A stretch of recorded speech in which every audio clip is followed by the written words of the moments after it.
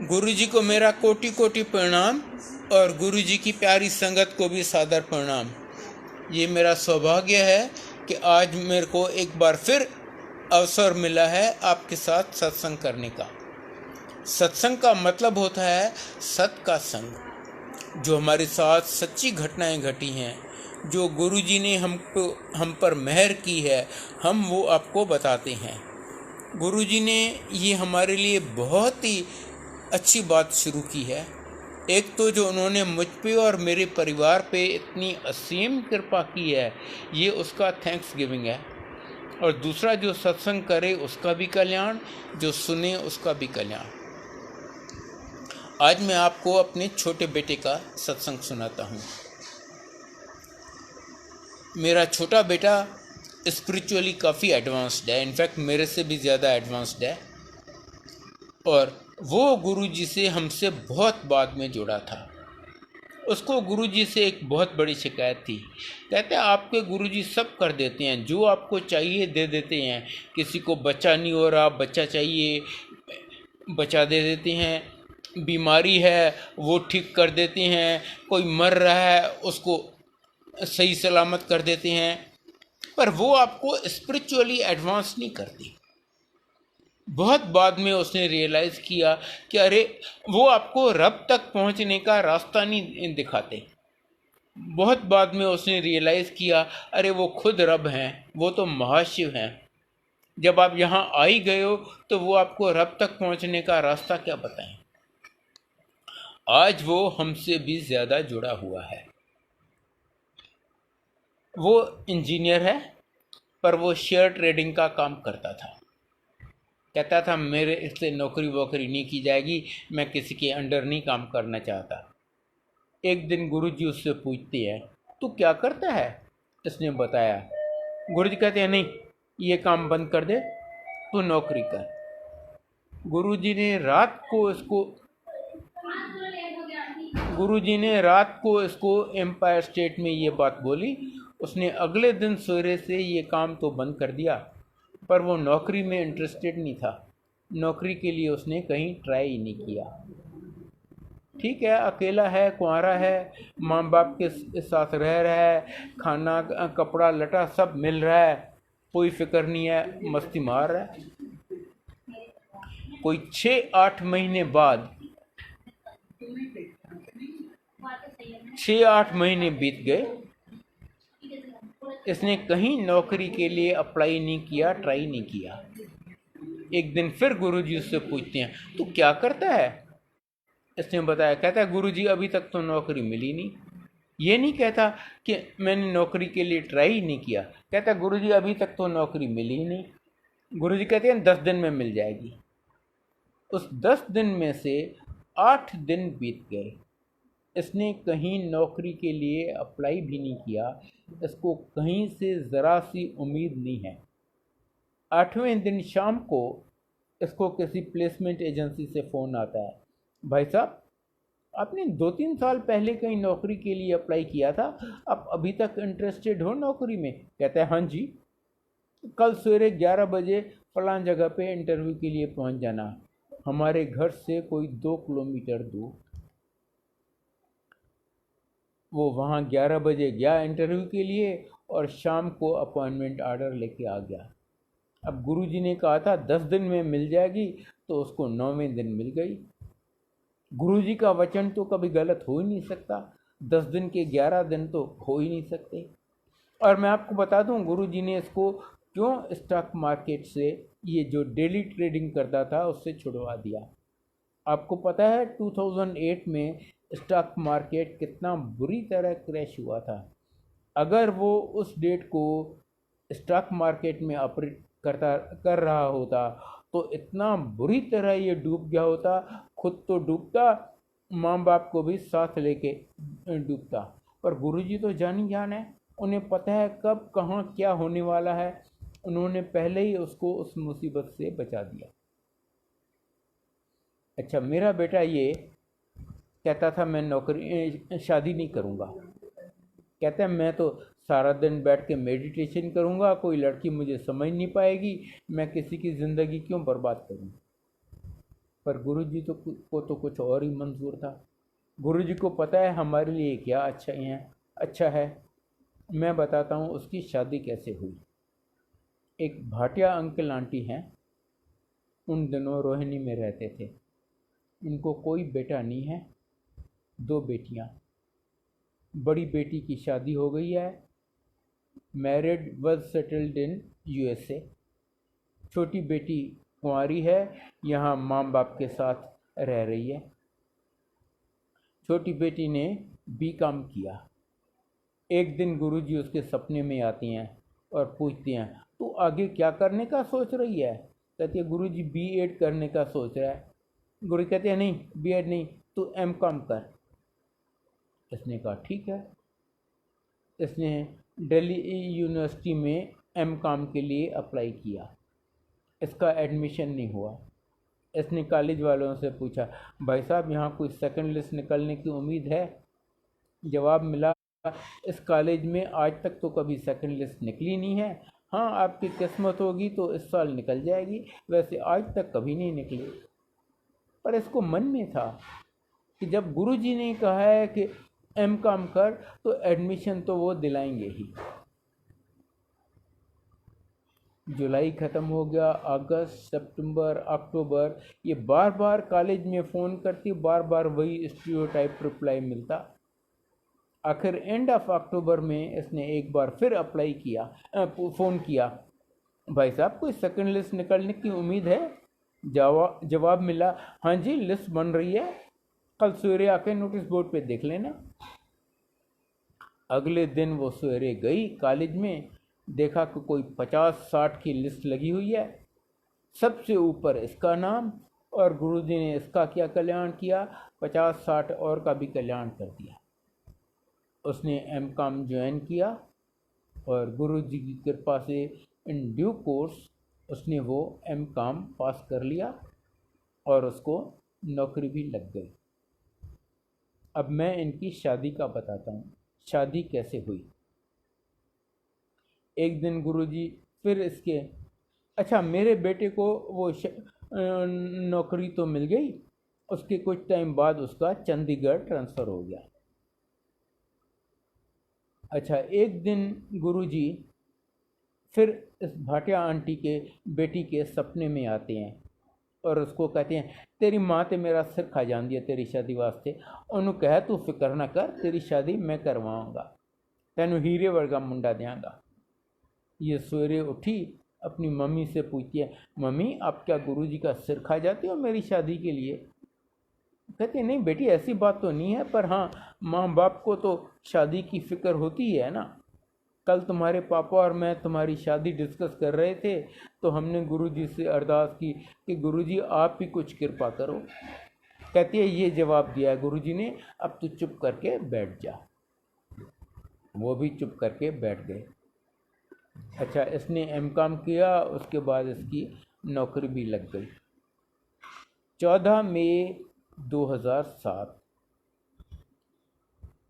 जिस दिन last time गुरुजी बड़े मंदिर में आए थे, जहाँ तक मुझे पता है जब वो फिज़िकल फॉर्म में थे, उन दिनों बड़े मंदिर में बहुत काम चल रहा था।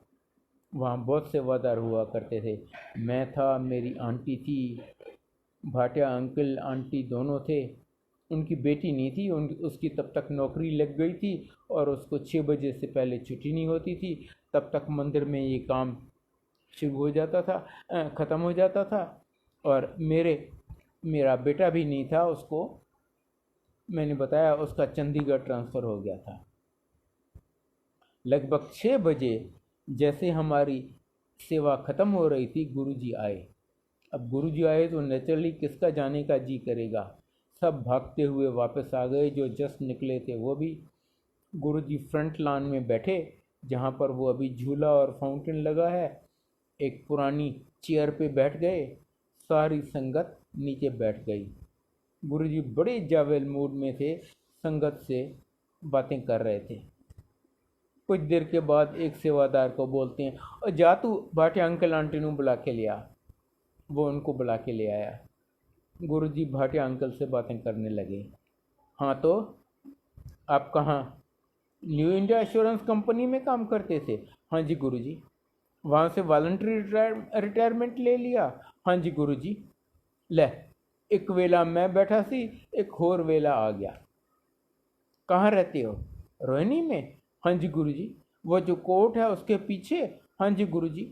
वो जो मॉल है उसके बगल में। हाँ जी गुरुजी। लाइक दैट, सवाल भी खुद पूछते और जवाब भी खुद देते। यहाँ एक सेवादार दूसरे को बोलता है, यार देखो ना गुरुजी इसके साथ कैसे बातें कर रहे हैं, जैसे दो पुराने जिगरी दोस्त मिले हों सालों के बाद और वो मेमोरीज रिकॉल कर रहे हैं। यार मुझे तो 1 साल हुआ है यहाँ आए, गुरुजी ने कभी मेरे से एक अक्षर नहीं बात की।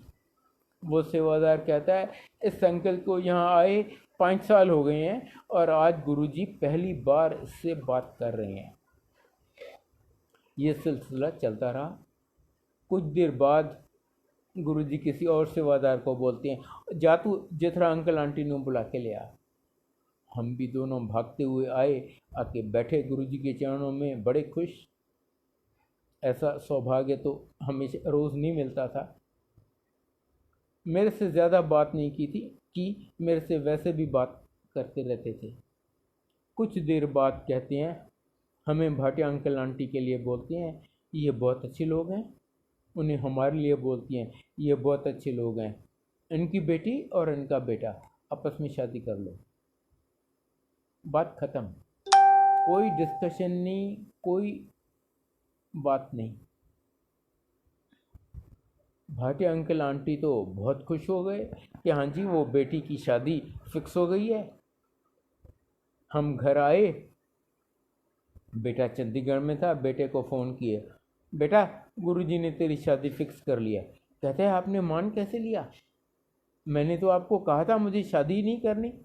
हमने कहा भैया देखो हमारी तो हिम्मत नहीं पड़ती गुरुजी से बहस करने के लिए, उन्होंने शादी फिक्स कर दिया है, अब तेरे को जो करना है कर ले। जनाब वो अपने ऑफिस से छुट्टी लेके यहाँ आ गया कि मैं गुरुजी को बोलूँगा, नहीं नहीं गुरुजी मुझे तो शादी करनी नहीं है। 27 मई 2007 संडे का दिन, जिस दिन लास्ट टाइम गुरुजी ने एम्पायर स्टेट में संगत की जब वो फिजिकल फॉर्म में थे। लगभग 3 बजे हमारे घर लैंडलाइन पे फ़ोन आता है। मेरी आंटी फ़ोन उठाती है, वो पूछती है आप कौन बोल रहे हैं?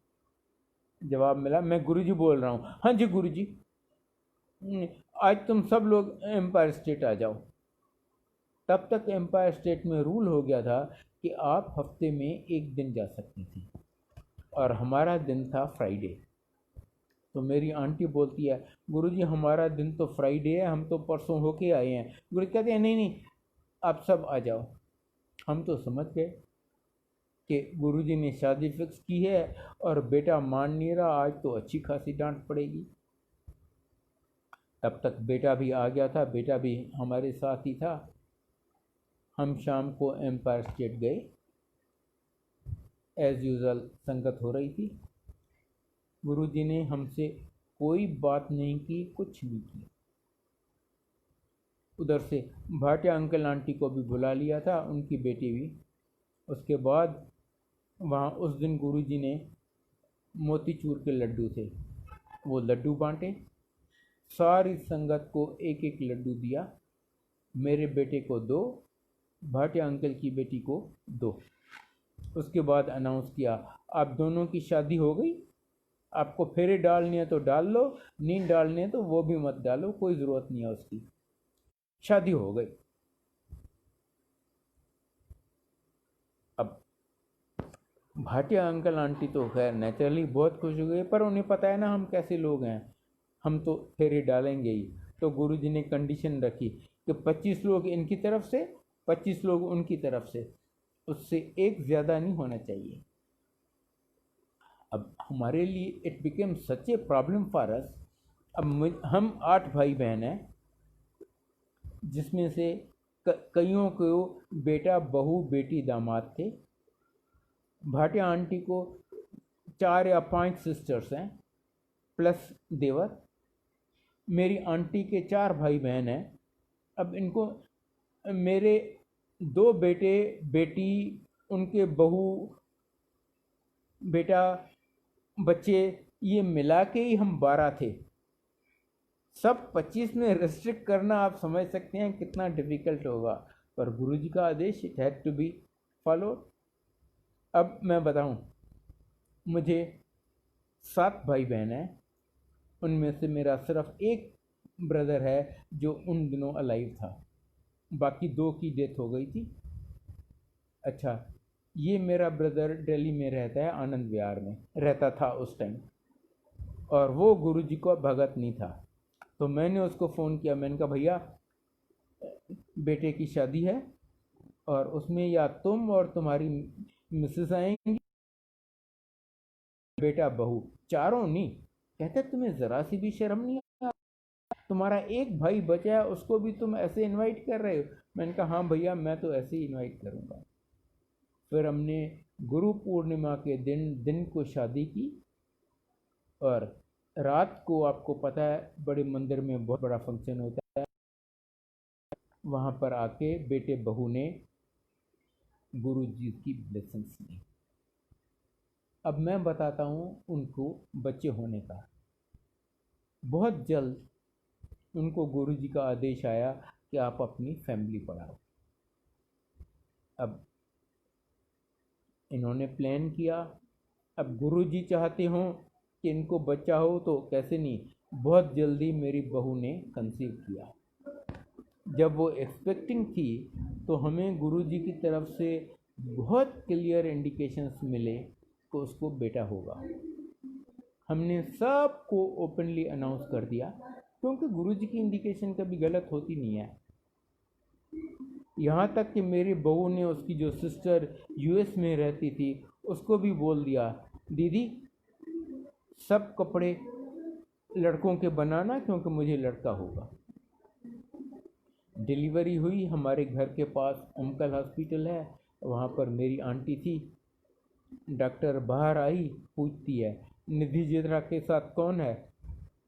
मेरी आंटी समझ गई कि डिलीवरी हो गई है। कहती हाँ हाँ मैं हूँ, मुझे पता है लड़का हुआ। वो कहती है नहीं, लड़की हुई है। वी वर शॉक्ड, गुरु जी की इंडिकेशन कैसे गलत हो सकती है, सवाल ही नहीं पैदा होता। पर अब ये कह रही है लड़की हुई है। 15-20 मिनट के अंदर भाटिया आंटी को किसी अननोन संगत का फ़ोन आता है, जिसको ये जानती नहीं है। कहती है बधाई हो, तुम्हारी बेटी को बेटी हुई है। Again she was shocked. एक तो अभी डिलीवरी हुए 15-20 मिनट हुए थे, अभी तक भाटिया अंकल और आंटी और जेठरा अंकल आंटी के सिवा और किसी को पता नहीं था कि डिलीवरी हो गई है। हाँ होने वाली है, आज भी हो सकती है, 2 दिन बाद भी हो सकती है। दूसरा, हमने सबको कह रखा था कि लड़का होगा, ये कह रही है लड़की होगी, लड़की हुई है। तो नेचुरली ये उससे पूछती है कि तुम्हें कैसे पता कि लड़की हुई है। कहती है रात को गुरुजी मेरे सपनों में आए थे, उन्होंने मुझे सपने में दिखाया कि इसको, निधि को बेटा होता है। वो बेटा बड़ा होके ऐसा नालायक निकलता है, हैप्पी टाइप, इतने बड़े बाल, इतनी बड़ी दाढ़ी। माँ बाप दोनों सिर पे हाथ दे के बैठे हैं, कह रहे यार हम कहाँ फंस गए, कैसा बेटा मिला है, हम ना जी सकते हैं ना मर सकते हैं। इसीलिए मैंने उसको लड़की कर दिया। मैं बेटा तो किसी को भी दे देता हूँ, लड़की बहुत भाग्यवानों को देता हूँ। ये हैं हमारे गुरुजी। फिर इन्होंने सोचा हम लड़की का नाम क्या रखें। इन्होंने डिसाइड किया कि हम तो गुरुजी जैसा कहेंगे वैसा। और सून इनफ उनको गुरुजी से इंडिकेशन आई कि इसका नाम नंदिनी रखो। उन्होंने इसका नाम नंदिनी रखा। तब तक मेरे बेटे की ट्रांसफ़र बेंगलोर हो गई थी। अब वो बेंगलोर में शायद आप में से कुछ तो जानते होंगे, जो पॉपुलर दूध है उसका ब्रांड है नंदिनी। तो ये माँ बाप दोनों को फिक्र लग गई, अरे यार सब इसके, मेरी बेटी के सब फ्रेंड्स तो उसको छेड़ेंगे कि नंदिनी दूध, नंदिनी दूध। ये तो अच्छा फंस गए। पर गुरुजी की इंडिकेशन तो थी, तो नाम तो नंदिनी ही रखा। गुरुजी की ऐसी कृपा हुई कि सून इनफ बेटे का यहाँ नोएडा ट्रांसफ़र हो गया और वो उस एम्बेरसमेंट से भी बच गए। गुरुजी बिन कुछ बोले, बिन कुछ मांगे, आपकी हर छोटी छोटी चीज़ का इतना ख्याल रखते हैं। एब्सोल्युटली 100%, नॉट 99.99 बट 100% हर चीज़ का ख्याल रखती हैं। वो तो जानी जाना है, उन्हें सब पता है आपके मन में क्या है, आपके पास प्रेजेंट और फ्यूचर जन्मों में क्या हुआ है, क्या होने वाला है, और हर एक का इतना ख्याल रखते हैं हमारी सोच से बहुत बहुत ज़्यादा। ये वो द्वार है जहाँ पर आपको सब मिलता है, new life, health, wealth, happiness, prosperity. बेटी की शादी करनी है, कोई कोर्ट केस है, एवरीथिंग यू गेट। सिर्फ टाइमिंग और प्रायोरिटी उनकी चलती है। गुरुजी वो नहीं देते जो आपको अच्छा लगता है, वो देते हैं जो आपके लिए अच्छा होता है। और उन्हें मुझसे बहुत ज़्यादा पता है कि मेरे लिए क्या अच्छा है, मुझे कौन सी चीज़ कब देनी है। गुरुजी कहते हैं आपके 90% कर्म मैं माफ़ कर देता हूँ, और वो सिर्फ एक शिव जी कर सकती हैं।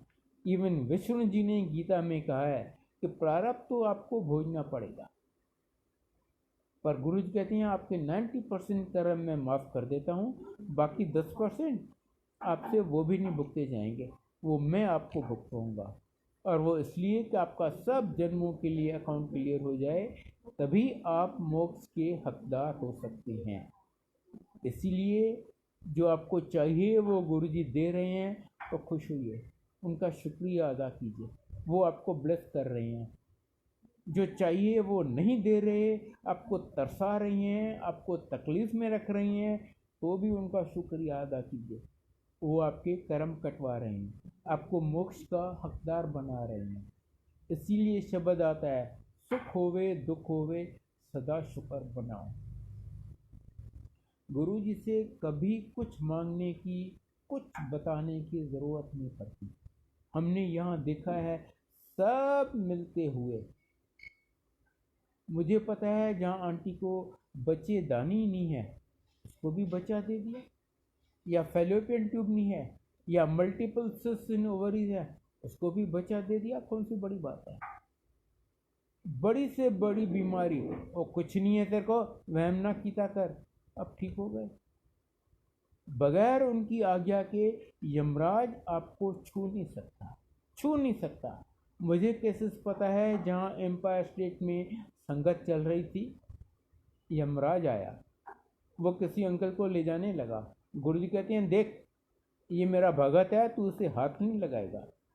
यमराज कहता है गुरुजी आपको पता है इसका टाइम ख़त्म हो गया है, आज मुझे इसे ले जाने दीजिए। नहीं, आज मैं तुम्हें किसी हालत में इसे नहीं ले जाने दूंगा। और यमराज खाली हाथ वापस चला गया। आज से कोई 16.5 साल पहले मैं मर गया था, एम्स ने मुझे डेड डिक्लेयर कर दिया था, गुरुजी ने जिंदा कर दिया। कौन सी बड़ी बात है? मुझे तो उन्होंने पता नहीं कितनी बार न्यू लाइफ दी है, पता नहीं कितनी बार, और हर बार बिन मांगे, बिन एक अक्षर बताए। मैं क्या जानी जान को बताऊंगा। मैं आपको एक छोटा सा इंस्टेंस बताता हूँ, अगेन इस छोटे बेटे का ही, जिसका अभी मैंने आपको इतना सत्संग सुनाया। ये बात है एंड ऑफ अक्टूबर 2017 की। हम बेटे, बहू और उनकी बिटिया नंदिनी के साथ, मैं और मेरी आंटी ऋषिकेश हरिद्वार घूमने गए थे। हम सैटरडे मॉर्निंग को वहाँ पहुँचे, सारा दिन ऋषिकेश घूमे, संडे को हरिद्वार घूम के आए, मंडे मॉर्निंग को गए हम ऋषिकेश पे त्रिवेणी घाट पे गंगा में नहाने। हम सब वहाँ गंगा जी में नहा रहे थे। बेटे को किसी ने बोला था, अरे यार ऋषिकेश जा रहे हो, वहाँ से हमारे लिए थोड़ा जल तो ले आना। इसने कहा ठीक है। इसने सोचा जल जितना किनारे से दूर लूँगा उतना साफ मिलेगा। एक बहुत बड़ी चट्टान को अच्छी तरह पकड़ के एक स्टेप रखा, दूसरा रखा, तीसरा रखा, चौथा या पांचवा स्टेप रखा तो लुढ़क गया। एक गोता लगाया, दूसरा लगाया, तीसरा लगाया। यहाँ उसका माँ बाप, बिटिया और आंटी चारों चिल्ला रहे हैं, अरे किसी को स्विमिंग आती है, बचाओ बचाओ, वो डूब रहा है। कोई आगे नहीं आया। और विश्वास कीजिए, वो जैसे गोते खा रहा था, हमें 1% भी उम्मीद नहीं थी कि वो आज बच सकता है। और हम में से किसी को इतनी अकल नहीं आई कि हम गुरुजी को याद करें। बस चिल्ला रहे हैं, अरे बचाओ बचाओ, वो डूब रहा है। अचानक हमने देखा कि वो बड़े आराम से बाहर आ गया। अरे तू बाहर कैसे आ गया? कहता है मुझे अकल आ गई। मैंने कहा गुरुजी बचाओ। और सडनली पता नहीं कैसे मेरे पैर के नीचे ज़मीन आ गई और मैं बड़े आराम से बाहर आ गया। बाद में हमने देखा कि वहाँ पर बाहर एक छोटा सा बोर्ड लगा हुआ था कि यहाँ पर